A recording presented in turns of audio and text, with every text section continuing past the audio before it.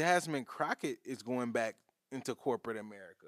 Right. And we were Yes. talking about this offline because I didn't know if this was a step back or a step forward or maybe a lateral move. For Yeah. everybody, just a quick recap on Jasmine Crockett. You know, she made a play for Senate. She campaigned to Yes. be a representative in Senate for Texas, Yep. and she was beat out by somebody, James Tellerico, I think, Yes. In the primaries. and in the primaries. That's correct. And now, because so she did have a congressional seat, but her congressional seat is being taken over by someone else. Yes. And so, Congresswoman Jasmine Crockett is interviewing at law firms and plans to release a book once she leaves her congressional seat. Yes. So, this got a lot of chatter because again, she was like the public face. Again, a little bit of recap. I don't know if you guys remember, it was like Marjorie Taylor Greene versus Jasmine Crockett. Then it Yes. was Trump and Jasmine Crockett and Marjorie Taylor Greene. She was just like hitting both of them, and then it became, you know, her versus Tellerico. So she's always had an arch nemesis Yeah. in Congress, and maybe this is for her mental health. Maybe she just wants to go back to law firms. But then when you're going to a law firm and you're working for the law firm, and you're not necessarily being like the voice of the people like she I mean, but was. she still could be the voice of the people though, like through a law firm. Like law is one of those professions a lot of people think I'm gonna be the voice of the people when I go. Now it depends on what law firm she I was goes gonna to. say And I think she's gonna have a lot of leverage because for one, she is famous. she She is. is a former congresswoman. She does have a lot of cachet with the Democratic Party. So maybe this is a law firm doing a play on. Think about this, right? Trump's out of office. The Democrats take over 2028. Let's say, or even let's say they take over the Senate and the House. During the primaries. Jasmine Crockett is going to be an asset to that law firm to get a lot of legal work from the government, to do a lot of consulting, to work with different clients, to do a lot of lobbying. They do lobbying through law firms, so she's going to be a very important asset for a law firm. And maybe they just hedge their bet because she's not going to be as valuable if the Democrats are not in power. She's going to be valuable, but not as valuable if the Democrats get the House, the Senate, and the presidency In in 2028. 2028, just like how the conservative Republicans now currently has the House, the Senate, and the presidency. So think about like if you were Trump's lawyers from back in the day, you killing it now because you got a direct line to the president, you got a direct line to Congress, you got a direct line to. So this is how pardons get done. All of this stuff is going through law firms. Mm. So I do think it is good, but you know, black folks, we don't look at it like that. That's above a lot of the stuff that we're into. So a lot of people, oh, she getting a job, she fell off. Why you want to work for the white man? Why you going back and doing this? Like, Well, see, and it's hard though because you know that is. I think, to be honest, this is not something that is uncommon. There's a lot of people who lose their seats in Congress and have to figure out, well, you know, because I think that she's just 40 something. So there's a lot of people who, you know, don't have their seat anymore. Either they get voted out or they don't, you know, they don't get to the, you know, the next threshold that they were yeah, shooting after, and then you do have to make a decision.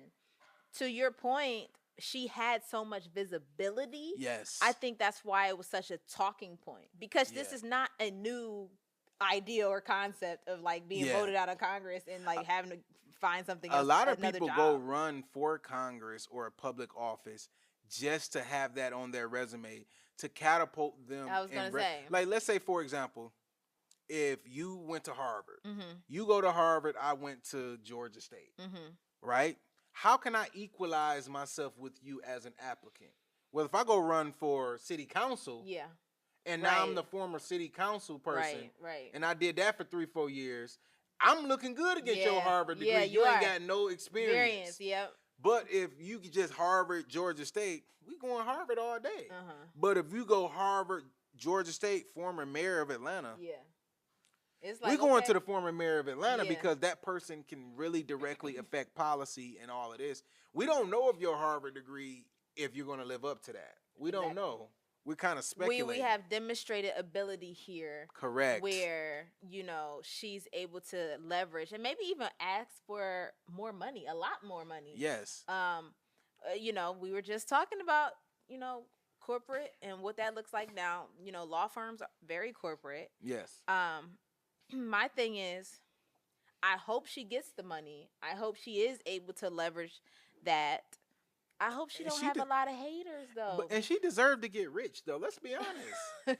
This is her way of getting rich, going to enrich herself, going to make you about $10 million, because she says she's writing a book as well. Yeah. So that was the thing she was saying during the interview, is she wants to make sure she can get a law firm that will understand that, hey, I'm still a public figure. I'm still Jasmine Crockett. Yes, I'm going to be doing my advocacy and my work and all of the shouting that y'all want me to do. My nonprofit. Y'all going to want me to be that public figure. You're hiring me for that. So don't try to step on my toes when I got to go on a book tour, when I got to do this and do that. I'm going to still get my work done.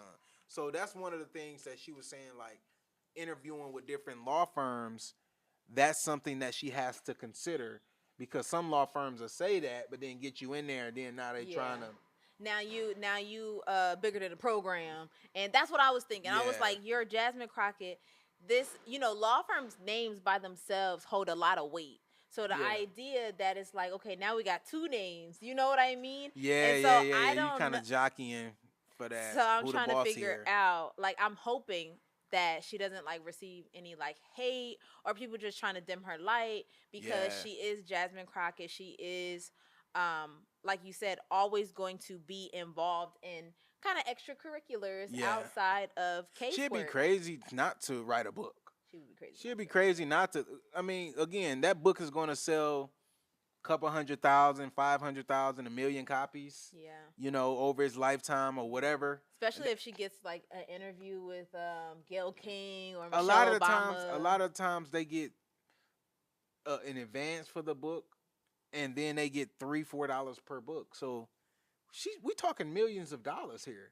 And she should capitalize off her advocacy, her fame. She put in the work. It's not like she's been handpicked and like she didn't do the work. She did the work. She did the work. So this is how a lot of politicians cash in. They go do deals, or they go do book deals. They go do documentaries. They go do speaking engagements and stuff with some of the people that they advocated for in politics, which is why they say money is never going to be out of politics, because if, let's say, she quote unquote advocated for a law that benefited company A, and now company A is hiring the law firm that she has and paying millions of dollars in legal bills, that's their way of funneling the money back to her legally through lawsuits and through law firms. And they do this since this is the oldest trick in the book.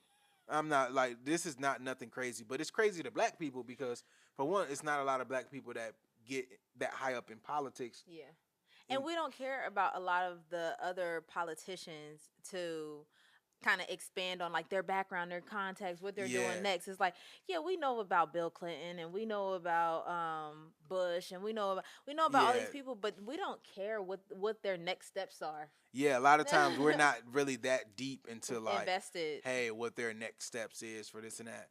And like, for example, the Obamas, they did a deal with their independent media company with Netflix. Right, exactly. We don't know what type of deal was struck with, not saying Obama and them did anything wrong, but I'm saying that's a 2.0 of their life. Well, that would be like 3.0 because they was lawyers before that. Right. And they had a whole life before the presidency. So like this like 3.0. They were doing a lot of films and things like that. This is 2.0 or 3.0 for Jasmine, because she was an attorney before this, advocating. She ran for Congress. She made herself known in Congress, because there's a lot of people, even black people, you don't know all the black Congress people. No. Right? And you know her because the spat with Marjorie Taylor Greene. That's what I'm saying. And she going at Trump, and she's advocating and being vocal. She stayed with an arch nemesis. Yes. But shout out to her. I'm not, to your point, not necessarily in a position to judge her. Like, I think, if you accomplish half of what Jasmine Crockett has accomplished, you're a successful Yeah, and person. she's only, like you said, she's like 44, 42, Yes. 43. So, So she can literally go have a whole second, different third career. career.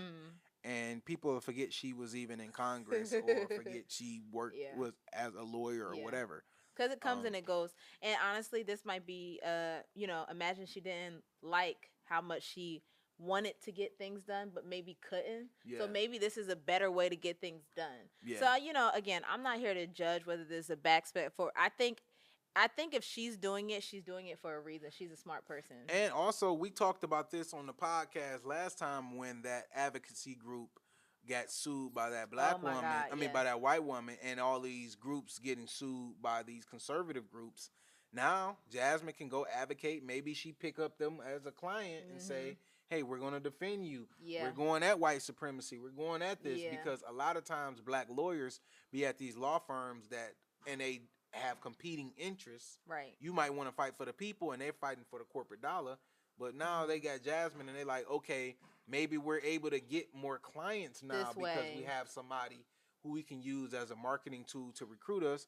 And she's a law firm partner, right? Like, I would see her going in as a partner. Yeah. She's not coming in as no grunt work associate doing legal the research. briefs are coming to her desk. Exactly, right? So it's not like she's not going to go to a good situation. So I can see this really panning out for her. I hope so.